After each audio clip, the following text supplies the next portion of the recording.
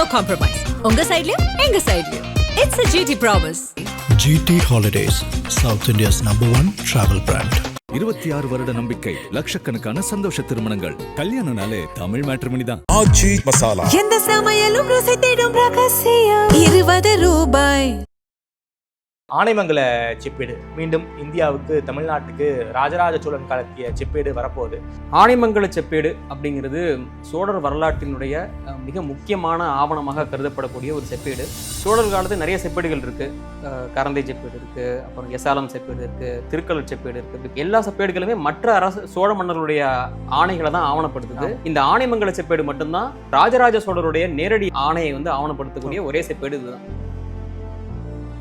அது எப்படி நெதர்லாந்துக்கு போச்சு, அந்த பின்னணி பத்தி எங்களுக்கு கொஞ்சம் சொல்லுங்க. நாகப்பட்டினத்தில் உள்ள பௌத்த விகார பள்ளியில தான் அது இருந்திருக்கணும். அதாவது புத்த விகார பள்ளியானது 1800களுக்கு பிற்பாடு அது இடிக்கப்படுது. டச்சுக்காரர்கள் ரூல்லையும் அந்த நாகப்பட்டினம் வரும்போது ஃப்ளாரன்சியஸ் கேம்பர் அப்படிங்கிறவர் ஒருத்தர் ஒரு பாதிரியார், அவர் தான் இதை மண்ணுக்கடியிலேருந்து தான் எடுக்கிறாங்க. அவங்க ஃப்ளாரன்சியஸ் கேம்பர் வழியா அவருடைய கொள்ளுப்பேத்திக்கு போய் கொள்ளுப்பேத்தியோட கணவர் மூலமாக நெதர்லாந்துக்கு போய்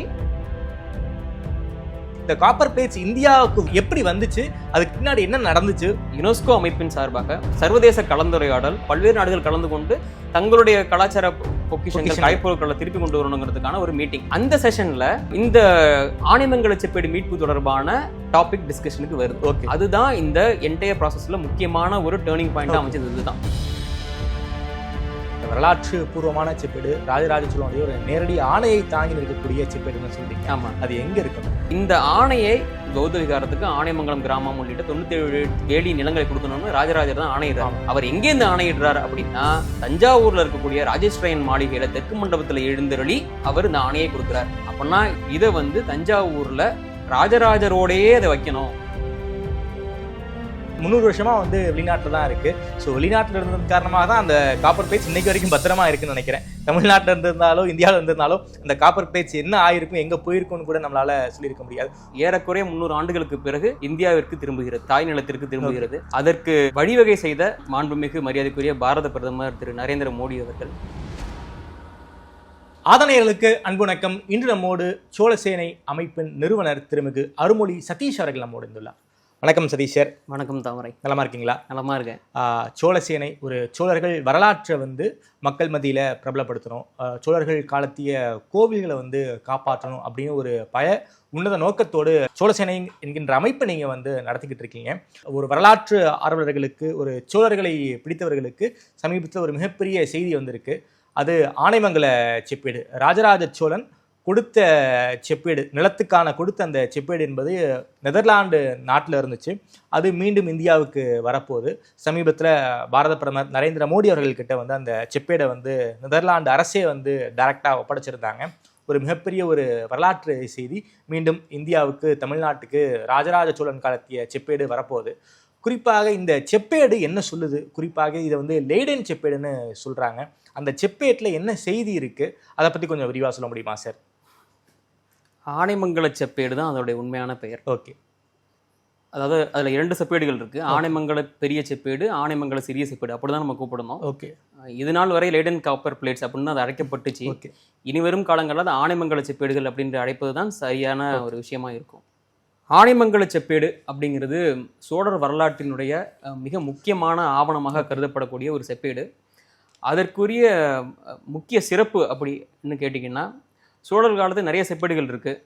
கரந்தை செப்பேடு இருக்குது, அப்புறம் எசாலம் செப்பேடு இருக்குது, அப்புறம் திருக்கலர் செப்பேடு இருக்குது. இப்படி பல செப்பேடுகள், திருவாலங்காடு, முக்கியமாக திருவாலங்காடு செப்பேடுகள் இருக்குது. இப்படி பல செப்பேடுகள் இருந்தாலுமே எல்லா செப்பேடுகளுமே மற்ற அரசு சோழ மன்னர்களுடைய ஆணைகளை தான் ஆவணப்படுத்துது. இந்த ஆனைமங்கல செப்பேடு மட்டும்தான் ராஜராஜ சோழருடைய நேரடி ஆணையை ஆவணப்படுத்தக்கூடிய ஒரே செப்பேடு இதுதான். அது ஒரு முக்கியமான சிறப்பம்சம். அந்த ராஜராஜருடைய ஆணையை அவர் காலத்துல அது ஓலையாக இருந்து, அவருடைய மறைவிற்கு பிறகு அவருடைய மகனான மதுராந்தகன் அழைக்கப்பட்ட ராஜேந்திர சோழர் அதை செப்பேட்டா கன்வெர்ட் பண்றாரு. ஓகே. இதுதான் இந்த ஆனைமங்கல செப்பேட்டினுடைய ஒரு ஷார்ட் டிஸ்கிரிப்ஷன். அதுல என்ன இன்ஃபர்மேஷன் இருக்கு அப்படின்னா, ராஜராஜ சோழரை மார விஜயதுங்கவர்மன் அவருடைய, அதாவது தற்போதைய இந்தோனேஷியா கெடாரம் பகுதியை ஆண்ட சைலேந்திரகுல மன்னனான மார விஜயதுங்கவர்மன் அவருடைய தந்தையார் நினைவாக ஒரு புத்த விகார பள்ளியை நாகப்பட்டினத்தில் அவர் அமைக்கிறாங்க. அந்த நாகப்பட்டினத்தில் இருக்கக்கூடிய பௌத்த பள்ளிக்கு ராஜராஜ சோழன் வந்து அதாவது டாக்ஸ் ஃப்ரீ கிராண்டா இறையிலி நிலங்களாக கிட்டத்தட்ட பார்த்தீங்கன்னா ஆனைமங்கலம் அப்படிங்கிற ஒரு கிராமத்தை முன்னிலைப்படுத்தி, ஆனைமங்கலம்ங்கிற கிராமத்தை முன்னிலைப்படுத்தி அதோடு தொடர்புடைய சுற்றி இருக்கிற கிராமங்களை உள்ள நிலப்பகுதியை உள்ளடக்கிய ஒரு 97 வேலி நிலப்பகுதியை வந்து அதுலேருந்து வரக்கூடிய நெல் வருவாய் கிட்டத்தட்ட ஒரு 8940 களம் நெல், இது இரண்டையுமே வந்து அந்த பௌத்த விகாரத்துக்கு வந்து ஒரு இறையிலி அதாவது அந்த தானமாக கொடுக்குறாரு. அதை வந்து ஓலையில் இருக்கிறத வந்து திருப்பி பிற்காலத்தில் ராஜேந்திர சோழன் காலத்தில் காப்பர் பிளேட்ஸாக கன்வெர்ட் பண்ணுறாங்க. இதுதான் அதோடைய செய்தி. ஓகே, இதுதான் வந்து அந்த பெரிய செப்பேடில் இருக்கக்கூடிய செய்தி. அந்த சின்ன செப்பேடுன்னு சொன்னீங்களே, அதில் என்ன இருக்கு? ஆமாம், சின்ன செப்பேடு வந்து பார்த்தீங்கன்னா இது வந்து ராஜராஜர் அதாவது ஆனைமங்கல பெரிய செப்பேடு எப்போ என்ன செய்தியை சொல்லுது அப்படின்னா, அதாவது ராஜராஜர் அவருடைய 21வது ஆட்சி ஆண்டில் 92வது நாளில் தஞ்சாவூர்ல இருக்கக்கூடிய புறம்படி ராஜேஸ்வரியன் மாளிகையில அதுல இருக்கிற தெற்கு மண்டபத்துல இருந்து இந்த ஆணையை பிறப்பிக்கிறாரு. இந்த இன்ஃபர்மேஷனும் அவங்க சொல்றாங்க. ஓகே, பிற்காலத்துல இப்ப நீங்க கேட்ட சின்ன செப்பேடு என்ன இன்ஃபர்மேஷன் சொல்லுன்னு சொன்னீங்களா, இதே மாதிரி அதாவது ராஜராஜருடைய காலத்துக்கு பிறகு, ராஜேந்திரனுடைய காலத்துக்கு பிறகு குலோத்துங்கன் ஆட்சிக்கு வர்றார் 1070 1115 வரைக்கும். ஓகே, அவருடைய காலகட்டத்தில் இந்த நிபந்தம் வந்து தொடரணும் அப்படின்னு சொல்லிட்டு சைலேந்திரகுல மன்னர் வம்சாவளியை சார்பாக 2 தூதுவர்கள் வந்து இவங்க வந்து கோரிக்கை வைக்கிறாங்க. இது வந்து உங்க தாத்தா காலத்துல கொடுத்தது தொடரணும் அப்படின்னு. அவங்களுடைய கோரிக்கையை ஏற்று அதை கன்ஃபார்ம் பண்றாங்க. மேலும் சில விஷயங்களை ஆட் பண்ணி அதை கன்ஃபார்ம் பண்றாங்க. அதனால அது வந்து அதுல வந்து 3 பிளேட்ஸ் தான் இருக்கு. அதனால அது வந்து லைடன்ஸ் ஸ்மால் பிளேட்ஸ், ஸ்மால் காப்பர் பிளேட்ஸ்னு சொல்றாங்க. ஆனைமங்கல சிறிய செப்பேடு நம்ம இனிமேல் வழங்குறது தான் அதுக்கு சரியான பெயரா இருக்கும். இது வந்து நாகப்பட்டினத்தில் இருக்கிற அந்த புத்த விஹாரத்துக்கு கொடுத்த இடத்துல பார்த்தா ஒரு காப்பர் பிளேட்ஸ், அது வந்து நாகப்பட்டினத்தில் தான் இருந்திருக்கணும். அது எப்படி வந்து நெதர்லாந்துக்கு போச்சு, அந்த பின்னணி பற்றி எங்களுக்கு கொஞ்சம் சொல்லுங்களேன். ஆனைமங்கல செப்பேடு வந்து எனக்கு நான் விசாரித்தது, நான் படித்த வகையில், நான் தேடிய வகையில் எனக்கு கிடைத்த தகவல் நான் சொல்கிறேன். அது வந்து முழுக்க நாகப்பட்டினத்தில் உள்ள பௌத்த விகார பள்ளியில் தான் அது இருந்திருக்கணும். ஓகே, அந்த பௌத்த விகார பள்ளியானது 1800களுக்கு பிற்பாடு அது இடிக்கப்படுது. பல காரணங்களால், பல மேபி சிதிலமடைஞ்சதை இடிச்சாங்களா, இல்லை சில தன்னிச்சையான சில விஷயங்களுக்காக அதை இடிச்சாங்களாங்கிறது நமக்கு தெரியாது. 1800களில் அது இடிபடுது. ஓகே, அதற்கு முந்தைய காலகட்டங்களில் டச்சுக்காரர்கள் ரூல்லையும் அந்த நாகப்பட்டினம் வரும்போது அவர்களுடைய இன்ஃப்ளூயன்சஸ்ல அந்த பிளேட்ஸை வந்து எடுத்துட்டு இங்கேருந்து எடுக்கிறாங்க. ஓகே, அதுல முக்கியமான ஒரு கேரக்டர் யாருன்னு நம்ம பார்க்க வேண்டியது யாருன்னா, ஃப்ளாரன்சியஸ் கேம்பர் அப்படிங்கிற ஒருத்தர் வந்து ஒரு பாதிரியார், ஒரு ஃபாதர். அவர் தான் வந்து இதை டேக் ஓவர் பண்றாரு. டேக் ஓவர் பண்ணி அவங்க அதுல டாக்குமெண்டேஷன்லேயே பார்த்தீங்கன்னா எப்படின்னா, அவங்க வந்து மண்ணுக்கடியிலேருந்து தான் எடுக்கிறாங்க அவங்க. ஓகே, ஸோ இதை வந்து புதஞ்சு போயிருந்ததான் எடுத்து அவர் வச்சிருக்காரு. அதற்கு பிறகு அவங்க டச்சு தரங்கம்பாடி மல்லிப்பட்டினம் இந்த பக்கம்லாம் தான் அவங்க ரூல் பண்ணாட்டா, அவங்க இங்கேருந்து எனக்கு தெரிஞ்சு நாகப்பட்டினம் தரங்கம்பாடி வழியாக தான் திருப்பி நெதர்லாண்ட்ஸுக்குள்ள போயிருக்கணும். அவருடைய கொள்ளு பேத்தியான ஜொஹன்னா கேம்பர் கொள்ளு பேத்திக்கு அவங்க கொடுக்குறாங்க. அந்த கொள்ளு பேத்தியை கல்யாணம் பண்ணவர் வந்து ஹேமேக்கர்னு ஒருத்தர், ஹேமேக்கர்னு ஒருத்தர். அவர் தான் என்ன பண்றாருன்னா, அவங்க காலகட்டத்துக்கு பிறகு கிட்டத்தட்ட 1862 1862ல அதாவது தன்னுடைய கொள்ளு தாத்தாவால் கொண்டு வரப்பட்ட ஆனைமங்கல செப்பேட்டை ஒரு ஆராய்ச்சி காரணங்களுக்காகவும் ஒரு பாதுகாப்பிற்காகவும் என்ன பண்றாங்கன்னா, நெதர்லாந்துல இருக்கக்கூடிய லெய்டன் பல்கலைக்கழகத்துக்கு வந்து ஒரு தானமால அவங்க பாதுகாப்பா இருக்கணுங்கிறத கொடுக்குறாங்க. அவங்க நீங்க வச்சுக்கோங்க, யூனிவர்சிட்டி கொடுத்துறாங்க. ஸோ 1862ல தான் அபிஷியலா காப்பர் பிளேட்ஸ் வந்து ஒரு பிரைவேட் பர்சன்டேந்து அங்க போகுது, ஒரு பப்ளிக் டொமைன்கிட்ட போகுது. நாகப்பட்டினத்திலேருந்து எப்படி நெதர்லாந்து போனதுக்கான கதைங்கிறது இதுதான். ஃப்ளாரன்சியஸ் கேம்பர் வழியா அவருடைய கொள்ளுப்பேத்திக்கு போய், கொள்ளுப்பேத்தியோட கணவர் மூலமாக நெதர்லாந்துக்கு போய், நெதர்லாந்துல லெய்டன் யூனிவர்சிட்டிக்கு போகுது. ஸோ அந்த ஒரு நெதர்லாந்துல இருக்கக்கூடிய யூனிவர்சிட்டிக்கு போனாலும் அதை வந்து அது இந்தியாவுக்கான சொத்து தான். அதை எப்படி வந்து மீட்டு கொண்டு வருவதற்கான வழி கிட்டத்தட்ட 18ஆம் நூற்றாண்டு பிரிட்டிஷ் இந்தியா ஆட்சி காலத்தே போயிடுச்சுங்கிறீங்க. ஒரு கிட்டத்தட்ட ஒரு 300 வருஷமா வந்து வெளிநாட்டில் தான் இருக்கு. ஸோ வெளிநாட்டில் இருந்தது காரணமாக தான் அந்த காப்பர் பிளேட்ஸ் இன்னைக்கு வரைக்கும் பத்திரமா இருக்குன்னு நினைக்கிறேன். தமிழ்நாட்டில் இருந்திருந்தாலோ இந்தியாவில் இருந்திருந்தாலும் அந்த காப்பர் பிளேட்ஸ் என்ன ஆயிருக்கும், எங்கே போயிருக்கும்னு கூட நம்மளால சொல்லியிருக்க முடியாது. குறிப்பாக இது இந்தியா கொண்டு வருவதற்கு என்ன மாதிரியான முயற்சிகள் நடந்துச்சு? பலரும் நாங்கள் தான் வந்து இந்த காப்பர் பிளேட்ஸ் இந்தியா வருவதற்கு காரணம் அப்படிங்கிற துணியில பேசிக்கிட்டு இருக்காங்க. இந்த காப்பர் பிளேட்ஸ் இந்தியாவுக்கு எப்படி வந்துச்சு, அதுக்கு பின்னாடி என்ன நடந்துச்சு? ஒரு மிகப்பெரிய போராட்டமாக தான் இருந்திருக்கும். அதை பற்றி கொஞ்சம் சொல்ல முடியுமா சார்? ஓகே, இதை நான் முக்கியமாக அதை ஆவணப்படுத்தணுங்கிறதுக்காக தான் நான் முக்கியமாக இங்கே வந்தது. இதில் வந்து பல நபர்களிடமிருந்து கோரிக்கைகள் வந்து மினிஸ்ட்ரி ஆஃப் கல்ச்சருக்கும் கவர்மெண்ட் ஆஃப் இந்தியாவுக்கும் போயிட்டே இருந்துச்சு. நாங்கள் இதற்கு அதாவது தஞ்சாவூர் தமிழ்ச்சங்கமும் சோழ சேனையும் இதில் இணைஞ்சு பயணிக்க ஆரம்பிச்சது எப்போனா 2022. ஓகே. இப்போ ஆனைமங்கல செப்பேடு சம்மந்தமாக நிறைய பேர் பேசினாலுமே நிறைய பேருக்கு வந்து ஆனைமங்கலங்கிற ஊர் எங்கே இருக்குது, ஓகே, அந்த விவரங்கள்ல அவங்க போயிருக்காங்களான்னு கூட எனக்கு தெரியல. இதுக்கான முதல் விதை எங்கே நாங்கள் போட்டோம்னா 2022 முதல்ல ஆனைமங்கலம் கிராமத்தில் இருக்கிற ஒரு சிவாலயம் கண்டிப்பாக இருக்கணும்னு எனக்கு தெரியும். ஓகே. அதை தேடி நான் வந்து ஒரு பைக் என்னுடைய இருசக்கர வாகனத்தில் நான் பயணிக்கிறேன். ஓகே. அங்கே நாகப்பட்டினம் பக்கத்தில் கீழ்வேலூர்னு ஒரு தாலுக்கா இருக்கு. அது ஒரு சட்டமன்ற தொகுதியும் கூட, கீழ்வேலூர் தொகுதி. கீழ்வேலூர்லேருந்து ஒரு 5-6 கிலோமீட்டர் தான் அந்த ஆனைமங்கலம்ங்கிற ஒரு பகுதி இருக்கு. நான் அங்கே பைக் எடுத்துட்டு இங்கே எதுவும் சிவாலயம் இருக்கா அப்படின்னு நான் ஒவ்வொரு பகுதியாக 2022 தேடி போகிறேன். போகக்கூடிய பகுதி நேரத்தில் அங்கே ஆனை மகாலம்னு ஒரு பிளேஸும் இருக்குது, ஆனை மங்கலம்னு ஒரு பிளேஸ் இருக்குது. அது ஒரு ஊராட்சி ரொம்ப ரொம்ப ஒரு ஒரு பின்தங்கிய ஒரு கிராம நிலைமையில தான் அங்கே இருக்காங்க கிராமப்புற மக்கள். அங்கே ஒரு இடிபாடுகளுக்கு நடுவில் ஒரு ஆத்தங்கரையோரம் ஒரு சிவாலயம் இருக்குது. அது நீங்கள் போகிற வழியே பார்த்தீங்கன்னா முள்ளடிக்கும். நீங்கள் இருசக்கர வாகனத்தில் போகும்போதே முள்ளடிக்கக்கூடிய நிலைமையில தான் இருந்துச்சு. ஒரு சாதாரண நல்ல சாலை வசதி கூட கிடையாது. தடப்படன்னு தான் இருக்கும் ரோடு. அந்த சாலையில் பயணித்து அந்த கோயிலை பார்த்துட்டு அந்த கோவிலை வந்து புகைப்படம் எடுத்து என்னடா இப்படி ஆனைமங்கல செப்பேடு இங்கே இருக்குன்னு நம்ம எல்லாம் பெருமையாக பேசிக்கிட்டு இருக்கோம். ஆனைமங்கலத்துக்கு சிவாலயம் வந்து இவ்வளோ மோசமான நிலைமையில் இருக்கே. முதல்ல இந்த ஊர் மக்களுக்கு ஆனைமங்கலம் செப்பேடுடைய முக்கியத்துவம் என்ன அப்படின்னு ஒரு விழிப்புணர்வை ஏற்படுத்தணும். ஆனைமங்கல செப்பேடு குறித்த விழிப்புணர்வு அந்த கிராமத்து மக்களுக்கு கொண்டு வரணும் அப்படிங்கிறதுக்காக என்ன பண்ணுறோம்னா 2022 ஆடி மாதம் புனர்பூச நட்சத்திரம், அதாவது ராஜராஜ சோழர் முடிசூட்ட கொண்டதா சொல்லக்கூடிய நாளில் அங்கே நாங்கள் நிகழ்ச்சி பண்ணுறோம்.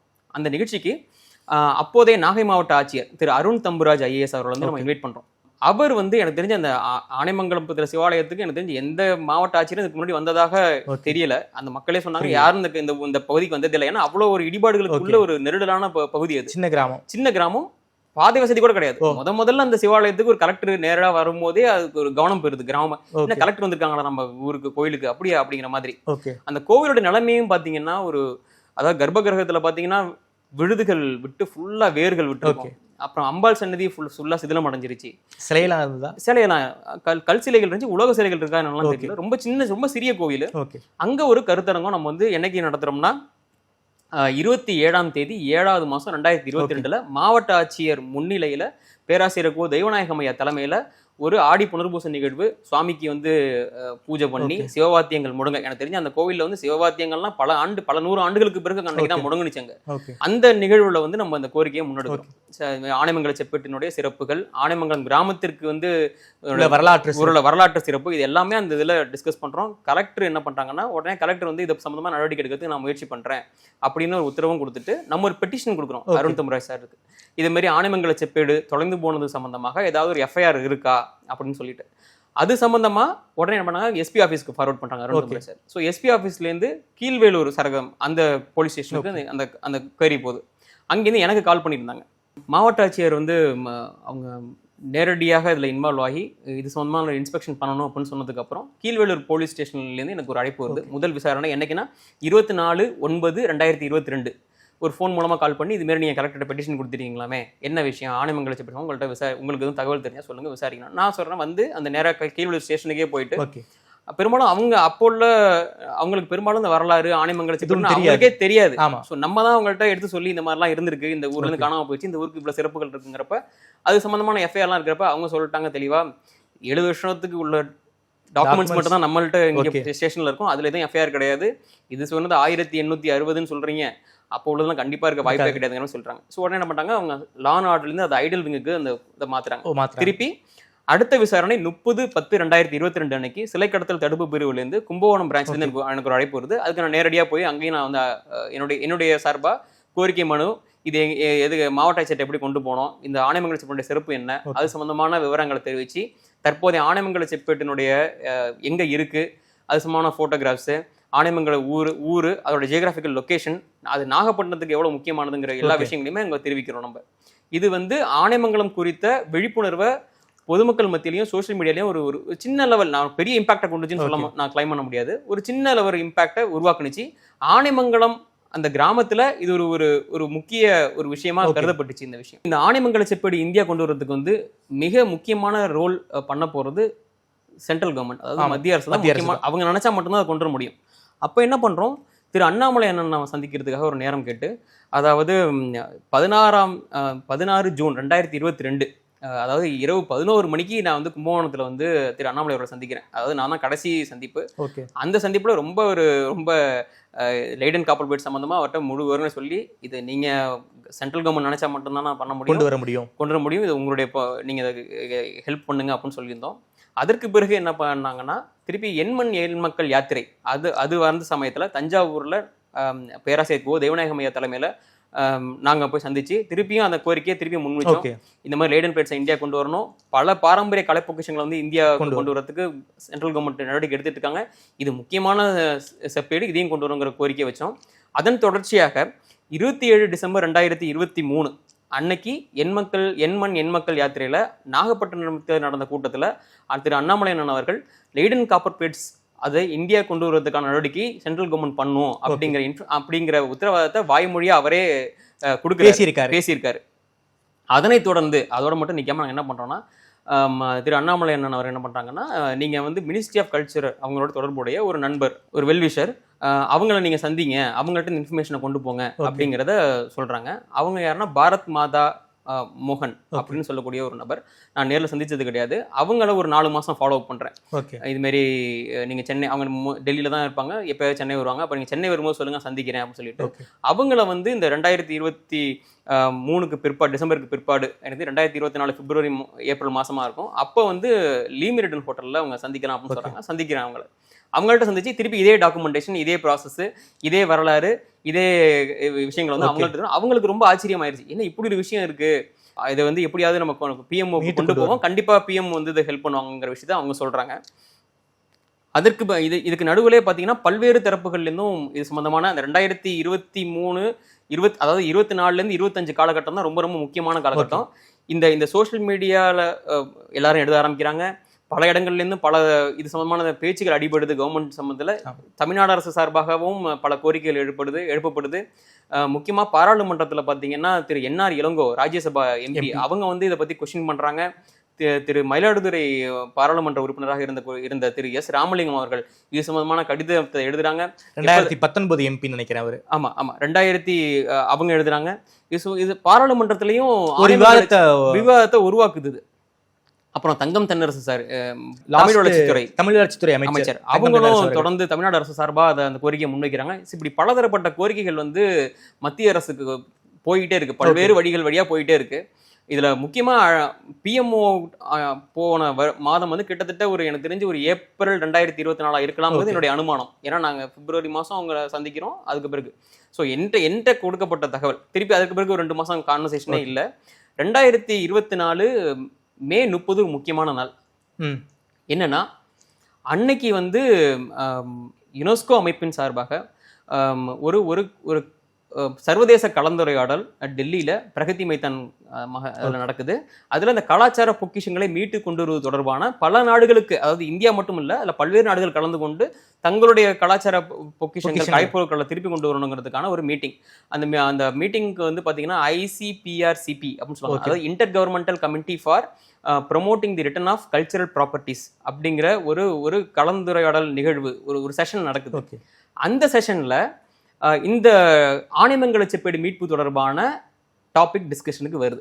அதுதான் இந்த என்டையர் ப்ராசஸ்ல முக்கியமான ஒரு டேர்னிங் பாயிண்ட் அமைச்சது. இதுதான் இது எப்படி சாத்தியமானது அப்படின்னா, இப்போ நம்ம அதாவது அந்த சொன்னோம்னா நம்ம பாரத் மாதா மோகன் அவரை சந்திக்கிறோம். அவங்க உடனடியாக சில தென்னிந்தியாவை சார்ந்த சில ஐஏஎஸ் அதிகாரிகள், அதாவது மத்திய அரசாங்கத்தோடு நேரடி தொடர்புடைய சில ஐஏஎஸ் அதிகாரிகள், ஈவன் அவருக்குமே பாரத பிரதமர் மோடியோட ஒரு பழைய நட்பு இருக்கிறது.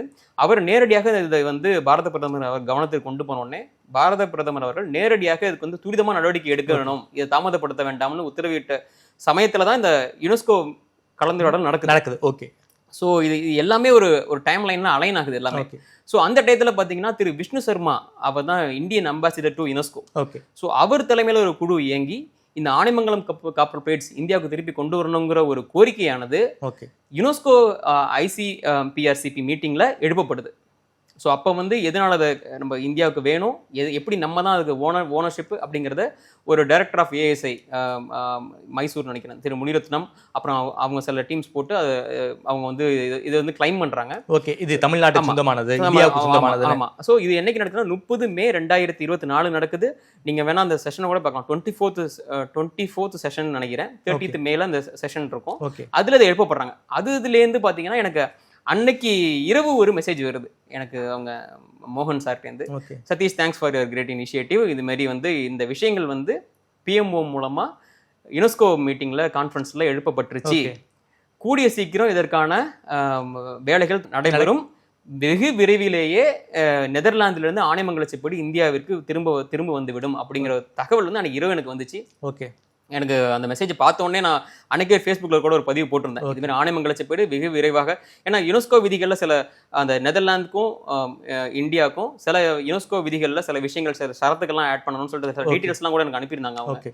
ஸோ அதெல்லாம் ஆட் பண்ணதுக்கு அப்புறம் அந்த ப்ராசஸ் முடிஞ்சதுக்கு அப்புறம் இது இந்தியாவுக்கு திருப்பி கொடுக்கப்படுங்கிற ஒரு கோரிக்கையானது ரொம்ப ஆணித்தரமாக நெதர்லாந்து கவர்மெண்ட்டுக்கும் இந்திய அரசு சார்பாக ரொம்ப ராஜதந்திரம் மூலமாக கொண்டு போய் சேர்த்துட்டாங்க. ஓகே, ஸோ அதுவே ஒரு மெயினான ஒரு பாயிண்டா நான் பார்க்குறேன் அதில்.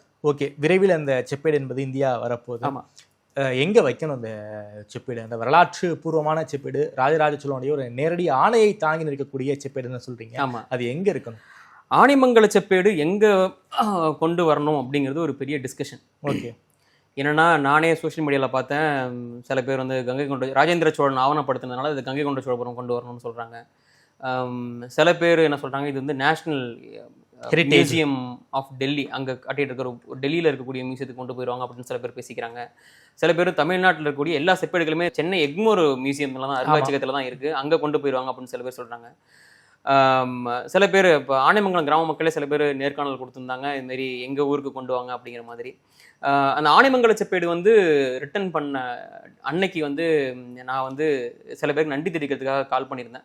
அதில் வந்து முக்கியமான நபர் வந்து பொன்மாணிக்க வேலையா, அவர்களுக்கு கால் பண்ணி ஐயா இதுமாரி இந்த நியூஸ் வந்திருக்கு, உங்கள் கவனத்துக்கு கொண்டு வரணும். ஏன்னா ஐயாவுக்கு பெரிய நெடிய எக்ஸ்பீரியன்ஸ் இருக்குது, அவர் ரொம்ப சந்தோஷப்படாருன்னு சொன்னேன். அவர் ரொம்ப சந்தோஷப்பட்டார். ஐயா என்ன சொன்னாங்கன்னா, இந்த ஆனைமங்கல செப்பேடானது நாகப்பட்டினத்துல தான் காணாமல் போயிருக்கு, அங்கே உள்ள கோயில்கள் அது இருக்கணுங்கிறது மாதிரி ஐயா சொன்னாங்க. பட் என்னன்னா ஆனைமங்கலம் கிராமத்தில் அந்த மாதிரி கோவில் இல்லை. இப்போ நம்ம சொன்ன அந்த பாழடைந்த சிவாலயமும் முழுவதுமாக இடிக்கப்பட்டு புது சிவாலயம் கட்டப்பட்டு வருது. அதுவும் ஒரு ஆற்றங்கரையோரம் ஒரு தனிப்பட்ட சூழல்ல அந்த இருக்கு, அங்க பாதுகாக்க முடியாது. ஸோ ஏதோ ஒரு அருங்காட்சியகத்தில் தான் வைக்கணும். அதுல எங்களுடைய கோரிக்கை இது சம்பந்தமா திரு பேராசிரியர் கோ தெய்வநாயகம் ஐயாவோட கடந்த ஞாயிற்றுக்கிழமை ஒரு சந்திப்பு ஏற்படுத்தி ஐயா இது என்ன பண்ணலாம் அப்படின்னு ஒரு டிஸ்கஷன் வரும்போது, நாங்கள் தஞ்சாவூர் தமிழ்ச்சங்கம் மற்றும் சோழசேனை சார்பாக நாங்கள் எடுத்த முடிவு என்னங்கிறத நான் சொல்கிறேன். நாங்கள் என்ன முடிவு பண்ணோம்னா, இந்த ஆணையை ராஜராஜர் கொடுக்குறார். அதாவது பௌத்த விகாரத்துக்கு ஆனைமங்கலம் கிராமம் உள்ளிட்ட 97 வேலி நிலங்களை கொடுக்கணும்னு ராஜராஜர் தான் ஆணையிடுறார். அவர் எங்கேருந்து ஆணையிடுறார் அப்படின்னா, தஞ்சாவூர்ல இருக்கக்கூடிய ராஜேஸ்வரன் மாளிகையில தெற்கு மண்டபத்தில் எழுந்தருளி அவர் இந்த ஆணையை கொடுக்குறார். அப்படின்னா இதுக்கான மூலம் எங்க நடக்குது? தஞ்சாவூர்ல தான் நடக்குது. ஓகே, மேலும் Thanjavur is the capital of Chola dynasty. அவர்களுடைய பாரம்பரியமான கலாச்சார சிறப்பு மிக்க தலைநகரமாக, பண்பாட்டு தலைநகரமாக, கலாச்சார தலைநகரமாக இருந்தது தஞ்சாவூர். இன்னொரு முக்கியமான விஷயம், தஞ்சாவூரில் தான், தஞ்சாவூர் பெரிய கோயில் வளாகத்தில் தான் தற்போது மீட்டு கொண்டு வரப்பட்ட 2018ஆம் ஆண்டு மீட்டு கொண்டு வரப்பட்ட ஸ்ரீராஜராஜ சோழருடைய திருமேனியும் லோகமாதேவருடைய திருமேனியும் அங்கே கோவில் வளாகத்திலேயே இருக்கு. ஸோ எங்களுடைய கோரிக்கை, இதை வந்து தஞ்சாவூர்ல ராஜராஜரோடையே அதை வைக்கணும், பெரிய கோயில் வளாகத்திலே வைக்கணும் அப்படிங்கிற கோரிக்கையை நாங்கள் முன்வச்சு அன்றைய தினமே மாவட்ட ஆட்சியர் சந்திச்சு இதை தமிழ்நாட்டுக்கு கொண்டு வரணும். முதல்ல தமிழ்நாட்டுக்கு கொண்டு வரணும். தமிழ்நாட்டுக்கு கொண்டு வந்தாலும் அதை ஏதோ ஒரு அருங்காட்சியகத்தில் ஒரு மூலையில வச்சிடாம அதை வழிபாட்டுக்குரியதாக கருதப்படக்கூடிய நம்முடைய பாரம்பரிய நிலப்பத்திரம் வந்து ஒரு வழிபாட்டு பொருள் இல்லையே. வழிபாட்டு பொருள் கிட்டத்தட்ட ஒரு நிலப்பத்திரம் தான், பத்திரம் கணக்கு தான். அது பத்திரம் கணக்கு தான். நீங்க எல்லாமே வந்து எப்படி சொல்றது, இப்போ ஒரு கோவில்ல இருந்தா எத்தனை பேருக்கு தெரியும் உங்கிற ஒரு கேள்வி நமக்கு எழுதல. நம்ம அதுக்கு சில விஷயங்கள் நாங்கள் பேசியிருக்கோம். மாவட்ட ஆட்சியர் பேசுறப்ப எப்படி வைக்கணும், எப்படி டிஸ்பிளே பண்ணணும், இப்போ இன்னும் சொல்ல போனா இப்ப இருக்கிற ராஜராஜ சோழர் சிலையே பார்த்தீங்கன்னா நிறைய பேருக்கு தெரியாது. தஞ்சாவூர் பெரிய கோயில நீங்க வழிபாட்டுக்கு போனீங்கன்னா இடது பக்கம் வச்சிருப்பாங்க. நிறைய பேருக்கு ராஜராஜர் இங்க இருக்காருங்கிற விஷயமே தெரியாது. இந்த வரலாறு தொடர்புடைய இயங்கக்கூடிய நபர்களுக்கு தெரியும். ஸோ பெரிய கோயிலில் வச்சோம்னா எப்படி அதை டிஸ்பிளே பண்ணணும், எப்படி இதை ஹைலைட் பண்ணணும் அப்படிங்கிற விஷயத்தையும் நாங்கள் வந்து கோரிக்கை மனுக்கள்ல சேர்த்திருக்கோம். தஞ்சாவூர் கொண்டு வரணும் அப்படிங்கிறது எங்களுடைய கோரிக்கை. நாம் அதாவது தஞ்சாவூர் தமிழ்ச்சங்கம், சோழசேனை மற்றும் இதர சோழ வரலாறோடு தொடர்புடைய இயங்கக்கூடிய நண்பர்களுடைய கோரிக்கையாக நாங்கள் வந்து தமிழக அரசுக்கு கொண்டு போக விருப்பப்படுறோம். இந்த ஆனைமங்கல செப்பேடு இந்தியா கொண்டு வரணும், தமிழகத்திற்கு கொண்டு வரணும் அப்படிங்கிறது ஒரு நீண்ட நெடிய கனவு. கிட்டத்தட்ட சில ஆண்டு கனவுன்னு சொல்ல முடியாது. ஏன்னா இது கிட்டத்தட்ட ஒரு 300 ஆண்டுகளுக்கு பிறகு, ஏறக்குறைய 300 ஆண்டுகளுக்கு பிறகு இந்தியாவிற்கு திரும்புகிறது, இந்த தாய் நிலத்திற்கு திரும்புகிறது. அதற்கு வழிவகை செய்த சில முக்கியமான நபர்களை வந்து நான் குறிப்பிட்டு நன்றி தெரிவிக்கணும்னு ஆசைப்படுறேன். முதல்ல வந்து நம்முடைய மாண்புமிகு மரியாதைக்குரிய பாரத பிரதமர் திரு நரேந்திர மோடி அவர்கள், அவருடைய காலகட்டங்களில் நிறைய கலை பொக்கிஷங்கள், இந்தியா சார்ந்த நிறைய கலை பொக்கிஷங்கள் தொடர்ந்து இந்தியாவுக்கு திரும்பிக்கிட்டே இருக்கு. அது சார்ந்த நடவடிக்கைகளை ரொம்ப தீவிரமாகவும் துரிதமாகவும் நடவடிக்கைகளை எடுத்துட்டு வர்றாங்க. முதல்ல அவங்களுக்கு எங்களுடைய தஞ்சாவூர் தமிழ்ச்சங்கம் பேராசிரியர் கோ தெய்வநாயகம் ஐயா பிளஸ் கூடுதலாக சோழசேனை அனைத்து வரலாற்று ஆர்வலர் சார்பாக, தமிழ்நாடு அரசு சார்பாக, தமிழக மக்கள் சார்பாக, சோழ தேசத்து மக்கள் சார்பாக ஒரு மிகப்பெரிய நன்றியை நம்ம தெரிவிக்க வேண்டியது நம்மளுடைய கடமை. அவருக்கு முதல் நன்றிகள். அப்புறம் 2024-25 அந்த காலகட்டத்தில் முக்கியமான அந்த லெட்டர் கான்வர்சேஷன், அந்த டாக்குமெண்டேஷனுக்கு வந்து ரொம்ப உறுதுணையாக இருந்த திரு மினிஸ்ட்ரி ஆஃப் கல்ச்சர், கலாச்சாரத்துறை அமைச்சகத்தினுடைய அமைச்சராக இருந்த கஜேந்திர சிங் ஷெகாவத், அவருக்கும் நாம் நன்றி தெரிவிக்கணும். அப்புறம் இந்த இந்த ஆனைமங்கல செப்பேடு மீட்பு ப்ராசஸில் சோழசேனையும் எங்களுடைய பங்கை முக்கியமாக கொடுத்துருக்கோம். அது சம்பந்தமாக சில கோரிக்கை மனுக்கள் நேரடியாக பிஎம்ஓ ஆஃபீஸ்க்கு நாங்கள் கொடுத்துருக்கோம். அது சம்பந்தமான சில விஷயங்கள் உதவிகரமாக இருந்த முன்னாள் பாஜக மாநில தலைவர் திரு அண்ணாமலை அண்ணன் அவர்களுக்கு நன்றி கூற கடமைப்பட்டிருக்கிறேன். அதன் பிறகு பார்த்தீங்கன்னா பிஎம்ஓ அலுவலகத்தோடு நமக்கு முக்கிய ஒரு நபராக நமக்கு வழி நடத்தி அந்த பெட்டிஷன்ஸ் வந்து டைரெக்டாக மோடி அவர்களுடைய கவனத்துக்கு கொண்டு போய் சென்று அதனை இது நடக்கிறதுக்கு காரணமாக இருந்த திரு பாரத் மாதா மோகன் அவருக்கும் நன்றி தெரிவிக்க கடமைப்பட்டிருக்கிறேன். அப்புறம் சில பெயர் வெளியிட விரும்பாத சில ஐஏஎஸ் அதிகாரிகள், அதாவது தென்னிந்தியாவை சேர்ந்த சில ஐஏஎஸ் அதிகாரிகள் இந்த லைடன் காப்பர் பிளேட்ஸ் மீட்டு கொண்டு வரதுக்கான ராஜதந்திர நடவடிக்கைகள் மற்றும் கலாச்சாரத்துறை சார்ந்த சில நடவடிக்கைகளில் ஈடுபட்டிருக்காங்க. அவங்களுக்கும் அவங்க பேர் மென்ஷன் பண்ண வேணாம்னு கேட்டுக்கிட்டதுனால நம்ம அவங்க பேரை மென்ஷன் பண்ணல. அவங்களுக்கு மிக்க நன்றிகள். அப்புறம் திரு விஷ்ணு சர்மா, அவர் வந்து யுனெஸ்கோவினுடைய இந்தியன் அம்பாசிடர் டு யுனெஸ்கோ, அவருடைய ஃபார் இந்தியா. ஸோ அவருக்கு வந்து நன்றி கூற கடமைப்பட்டிருக்கேன். அவருடைய ரோல்ஸ்லாம் ரொம்ப முக்கியமான ரோல். இது இல்லாமல் இந்த ப்ராசஸில், அதாவது ஆனைமங்கல செப்பேடு மீட்டு கொண்டு வரணுங்கிற இந்த கோரிக்கை சம்பந்தமாக எங்களுக்கு உதவியாக இருந்த தஞ்சாவூர் தமிழ்ச்சங்கத்தினுடைய தலைவர் அறிஞர் கோவிந்தராஜன் அவருடைய மகன் திரு தெய்வநாயகம் ஐயா அவர்களுக்கு நன்றி கூற கடமைப்பட்டிருக்கிறோம். தமிழ்ச்சங்கத்தினுடைய கோரிக்கை, சோழசனுடைய கோரிக்கையை தான் நம்ம முன் வச்சு எடுத்துகிட்டு போயிட்டு இருந்தோம் எல்லா இடத்துலையுமே. ஐயா எல்லா இடத்துலையும் எங்களுக்கு வழிகாட்டியாக இருந்திருக்காங்க, உங்களுக்கு நல்லாவே தெரியும். இப்போ பார்த்தீங்கன்னா எல்லாருமே நோக்கம் வந்து ஆனைமங்கல செப்பேடு மீட்டு கொண்டு வரும். இதில் எங்களை மாதிரியே பல்வேறு வழி பாதைகளில் வந்து எங்கள் நபர்களையும் நான் மென்ஷன் பண்ண விரும்புகிறேன். முதலாவதாக பார்த்தீங்கன்னா திரு அருண் தம்புராஜ் ஐஏஎஸ், நாகை மாவட்ட கலெக்டர், அவர் வந்து ஆனைமங்கல நிகழ்வுல கலந்துக்கிட்டதுங்கிறது ஒரு பெரிய ஒரு இம்பாக்ட் கிரியேட் பண்ணிச்சு. அவருக்கு நான் நன்றி தெரிவிக்க கடமைப்பட்டிருக்கிறேன். அப்புறம் வந்து மாண்புமிகு தமிழ் வளர்ச்சித்துறை முன்னாள் அமைச்சர் திரு தங்கம் தென்னரசு அவர்களுக்கு நன்றி தெரிவிக்க கடமைப்பட்டிருக்கிறேன். அதற்கு பிறகு பார்த்தீங்கன்னா திரு என்ஆர் இளங்கோ மற்றும் எஸ் ராமலிங்கம் பாராளுமன்ற உறுப்பினர்கள், அவங்க வந்து ஒரு தமிழ்நாடுனுடைய ரெப்ரசன்டேட்டிவாக இந்த விஷயத்தை பாராளுமன்றத்தில் எழுப்பி அதற்கு வந்து பதிலை வந்து கேட்டு பெற்றாங்க. ஸோ கவர்மெண்ட்டுக்கும் ஒரு இதை கொண்டு போய் சேர்த்ததுல அவங்களுடைய பங்கு முக்கியமானது. அவங்களுக்கு நன்றி தெரிவிக்க கடமைப்பட்டிருக்கிறேன். திரு விஜயகுமார், இந்தியன் பிரைட் ப்ராஜெக்ட்னு சொல்லிட்டு ஆனைமங்கல செப்பேடு இல்லாமல் பல இந்திய கலை பொக்கிஷங்களை கொண்டு வரதுக்கு ஒரு தீவிரமான ஒரு பல ஆண்டுகளாக பயணிக்கிறாங்க. அவங்களுக்கு நன்றி தெரிவிக்க கடமைப்பட்டிருக்கிறேன். திரு சங்கரநாராயண பீடாதிபதிகள் சுவாமிகள் திருவாரூர், அவங்க பார்த்தீங்கன்னா நம்மளுடைய கோரிக்கையை வந்து நேரடியாக சிபி ராதாகிருஷ்ணன் அவர்கள்ட்ட துணை ஜனாதிபதியிட்ட கொண்டு போய் சேர்த்தாங்க. அவங்களுக்கும் அந்த நேரத்தில் நன்றி தெரிவிக்க கடமைப்பட்டிருக்கிறேன். பேராசிரியர் கோ தெய்வநாயகம் ஐயா, அவருக்கும் நன்றிகள். அப்புறம் சோழசேனை, சோழ வரலாற்று ஆய்வு சங்கம், வரலாற்று விரும்பிகள் சங்கம், இது ஆற்றுப்படை, இந்த மாதிரி பல வரலாற்று அமைப்புகள் வந்து இது மாதிரியான பல வேலைகள்ல பண்ணிக்கிட்டு இருக்காங்க. ஸோ அவங்க எல்லாருக்குமே நன்றி தெரிவிக்க கடமைப்பட்டிருக்கிறேன். குறிப்பாக யூடியூபர் ஹேமந்த், அவருக்கும் நன்றி தெரிவிக்க, அவருடைய சில யூடியூப் வீடியோஸ் சில போட்டோஸ் எடுத்து நாங்கள் வந்து கோரிக்கை மனுவில் கொடுத்துருக்கோம். ஈவன் நெதர்லாந்து கவர்மெண்ட்டுமே அவரை வந்து ஒரு கமிட்டியில வந்து அக்னாலேஜ் பண்ணிருக்காங்க. ஸோ அவருக்கு ஏன்னா பொதுமக்கள் மத்தியில் அதை ஒரு வீடியோவா கன்வெர்ட் பண்ணி நேரடியாக விசிட் பண்ணி பண்ணது ஒரு பெரிய விஷயம். அவருக்கு நன்றி தெரிவிக்க கடமைப்பட்டிருக்கிறேன்.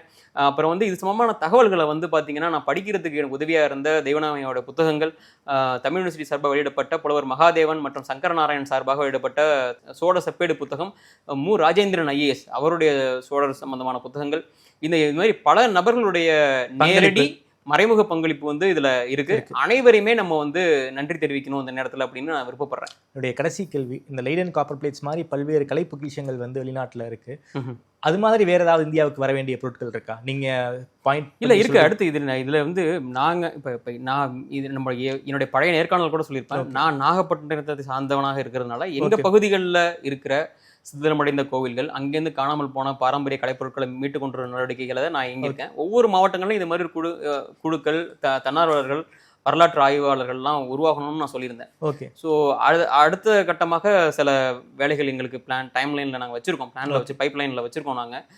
அது உரிய நேரம் வரும்போது நான் அதை மென்ஷன் பண்ணுறேன். இந்த நேரத்தில் நான் தமிழக அரசுக்கு ஒரு கோரிக்கை வைக்க விருப்பப்படுறேன். அதாவது புதிதாக பொறுப்பேற்றிருக்கக்கூடிய தமிழக அரசுக்கு வந்து எங்களுடைய வரலாற்று ஆய்வாளர்கள் சார்பாக ஒரு கோரிக்கை என்னன்னா, இந்த மாதிரியான விடயங்கள்ல வந்து கூடுதல் கவனம் செலுத்த வேண்டும். அதுல எந்த விதமான தொய்வுமின்றி அரசாங்கம் வந்து அதாவது பாரம்பரிய புராதன சின்னங்களை காப்பதிலையும், சிதிலமடைந்த கோவில்களை வந்து பாதுகாப்பதிலையும், அப்புறம் கல்வெட்டுகள் பாதுகாப்பு, கல்வெட்டுகள் மீட்பு, செப்பேடுகள் மீட்பு, இது சம்பந்தமான எந்த கோரிக்கைகள் எப்படி இருந்தாலும் அதை வந்து ஒரு கூடுதல் கவனம் கொடுத்து, ஏன்னா பழங்கால வரலாறு என்பது படித்து விட்டு போகிறதுக்கு மட்டும் கிடையாது, அது எதிர்கால தலைமுறைக்கும் கடத்த வேண்டிய கடமை நமக்கு இருக்கு. அதை வந்து உணர்ந்து கொண்டு மாண்புமிகு தமிழ் வளர்ச்சித்துறை அமைச்சராக பொறுப்பேற்றக்கூடிய ராஜ்மோகன் அவர்களை சந்திக்கிறதுக்காக நாங்கள் நேரம் கேட்டுட்டே இருக்கோம். திரு ராஜ்மோகன் அவர்களுக்கும் முதலமைச்சர் திரு விஜய் அவர்களுக்கும் நாங்கள் வந்து கோரிக்கை வைக்கிறோம். பல இதுமாதிரி தொழில் சார்ந்த பல விஷயங்கள் வந்து சிதிலமடைஞ்சுக்கிட்டே இருக்கு. ஸோ இதெல்லாமே காப்பாற்றணுங்கிறது எங்களுடைய கோரிக்கை. இதற்கு வந்து எந்த தொய்வுமின்றி அரசாங்கமும் உறுதுணையாக இருக்கணும் அப்படிங்கிறத நான் கேட்டுக்கொள்ள விரும்புகிறேன். ஓகே சார், ரொம்ப நன்றி சதீஷ் சார். குறிப்பாக இந்த ஆனைமங்கல செப்பேடு வரலாறு ஆரம்பிச்சு எப்படி இந்தியா வந்துச்சுங்கிற பின்னணியை பற்றி ரொம்ப விரிவாக பேசியிருக்கீங்க. இதுக்கு பின்னாடி யார் யார் முகம் தெரியாத பல நபர்களுடைய உழைப்பை பற்றி நீங்கள் ரொம்ப விரிவாக பேசியிருக்கீங்க. நேரம் கொடுத்து பேசியமைக்கு நன்றி சதீஷ். நன்றி.